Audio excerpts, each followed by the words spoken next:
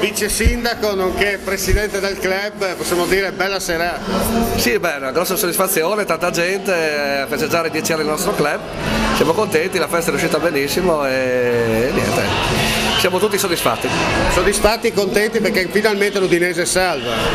Beh, praticamente sì ormai, anche se non matematicamente ancora, però insomma la squadra ormai dovrebbe essere a posto, speriamo che il finale campionato sia più ricco di soddisfazioni rispetto a quello che abbiamo avuto fino adesso. Senti, fuori dai denti, un voto da 1 a 10 quest'anno? E da tifoso sotto il 6 non posso andare, ma neanche sopra. Più che sufficiente? Sì, sufficiente. 6 meno? 6 meno, ecco dai. No, dai, così almeno sarà contento Stramaccioni. Senti, ancora una volta il vostro club, insomma 200 persone mi dicono questa sera. Sì, più o meno, bella soddisfazione, tanti club anche da tutto il Friuli presenti, tanta gente qua di Reana, quindi insomma bene, vuol dire insomma, è una soddisfazione per noi perché vuol dire che stiamo lavorando nella maniera giusta.